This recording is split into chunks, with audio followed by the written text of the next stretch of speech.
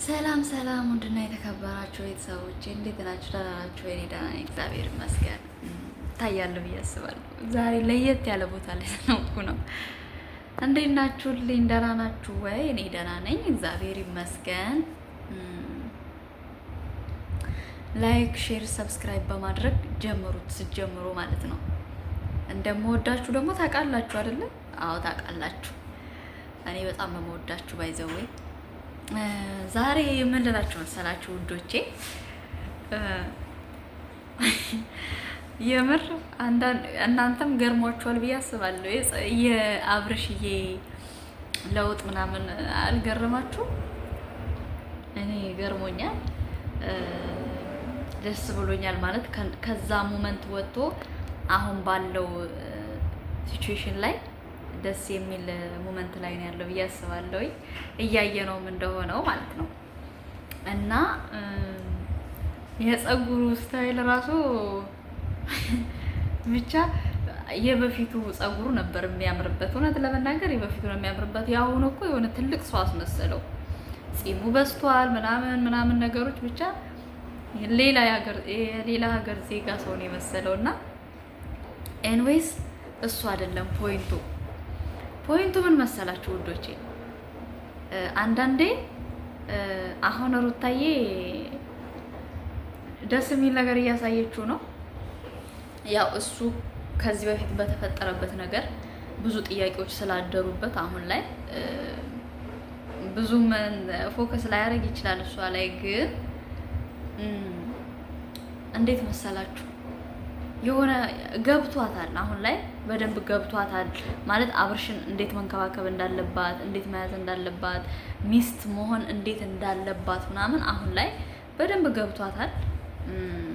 ታሻሽላለች ብዬ ነው የማስበው። አሁን ቢመለስ ወደ እሷ እኔ ደስ ይለኛል፣ ወደ ሩታ ቢመለስ በነገራችን ላይ። ምክንያቱም ልጅ አለ በመሀላቸው።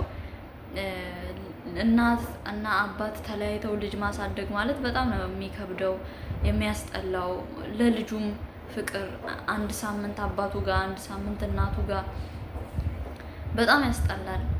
የሆነ ደስ የሚል ፍቅር ተምሮ አያድግም ይሄ ልጅ።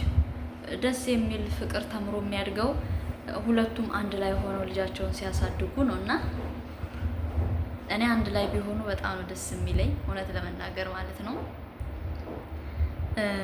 ዛሬ ላይ ራሱ እያደረገ ያለው ነገር ወደ እሷ ወደ ሩታ የመመለስ እንትኑ ነው ፍላጎት ያለው ይመስላል። እሱ ራሱ ከሚያደርጋቸው ነገሮች ማለት ነው። ኤንዌይስ አሁን ከሀገር ልወጣ ነው ምናምን በሚለው ቪዲዮ ራሱ ሄዶ ተሰናበታት፣ ልጁን አደራ ምናምን አላት። እና ያ ሞመንት ምን አያችሁበት?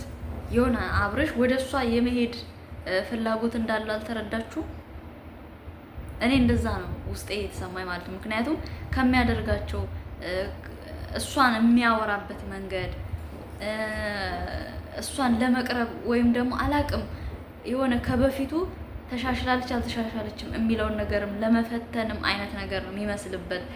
ምክንያቱም ከፈተነ በኋላ ያቺ ሴት የተሻለ ነገር ላይ ካለች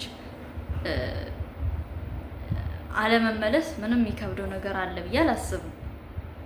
ምክንያቱም ሊያያት ይመስለኛል፣ ሊያጠናት በቃ በፊት እሷ ከምታደርጋቸው ነገሮች ተሻሽላለች ወይ እውነት ነው ወይም እኔን የምትፈልገኝ አይነት ነገር ይመስላል ሁኔታው ማለት ነው።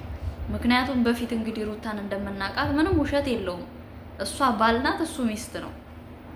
ምንም ይሄ ያለ ነገር ስለሆነ ማለት ነው። ምክንያቱም ከንግግር ጀምሮ፣ ከአክት ጀምሮ፣ ከስድብ ጀምሮ በቃ ኤቭሪቲንግ ነገሯ እንደ ሚስት አልነበረችም። ስለዚህ ያንን ስህተቶቿን ደግሞ ዛሬ ላይ አስተካክላለች ይመስለኛል።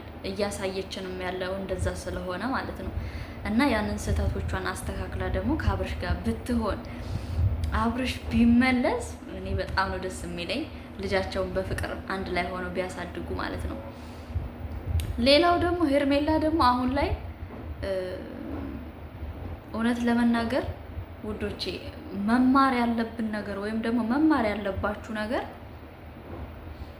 ባለትዳር ወንድ፣ ትዳር ያለው ወንድ፣ በተለይ ትዳር ያለው ወንድና ትዳር ውስጥ ወጣ ገባ የምትል ሚስቱ ወጣ ገባ የምትል በልጄ አባቴ ይመለከተኛል፣ በባሌ ይመለከተኛል የምትል ሴት ከሆነች ሚስቱ ከዛ ወንድ መራቅ ነው እናንተ ያለባችሁ። ባለ ትዳር ሆኖ ፈቷት ራሱ እኔ ይመለከተኛል እያለች ሚስቱ የምትመጣ ከሆነ እሱም ደግሞ እሷ ጋር የሆነ ነገር ሲደርስ ይመለከተኛል ስለሷ እያለ የሚሄድ ከሆነ ያ ባለ ትዳር ወንድ አይሆንሽም። እና ይሄ ልጅ በቃ ባለ ትዳር ነው፣ መተው ነው ያለባት ሄርሜላ፣ እንደኔ ማለት ነው መተው አለባት። እንዴ ሴቶች ኧረ ወዴት እየሄድን እንደሆነ ንግራ እየገባኝ ነው። የእውነቴን ነው የምነግራችሁ። ሴት ልጅ እኮ በጣም ክብር አላት። ክብርን ለወንድ ብሎ ክብርን መጣል። እሱ በማይፈልጋት ሰዓት ፈልገኝ በግድ ከፈለጋት እኮ ራሱ መሄድ ይችላል አይደለ? ራሱ እኮ ይሄዳል። አሁን ላይ ግን እሱ እየፈለጋት አይደለም፣ እሷ ናት እየፈለገችው ያለችው።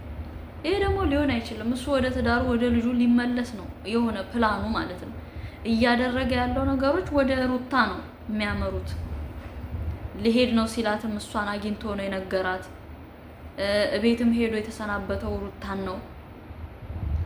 ስለዚህ ሄርሜላ በቃ የሆነ ሲጀመር እሷ አንደኛ ሽማግሌ ሳይልክ ከቤተሰቡ በደንብ ሳያስተዋውቃት እሱን በደንብ ሳታውቀው ሄዶ ማርገዝ ማለት ምንም የሚሉት ታሪክ ነው።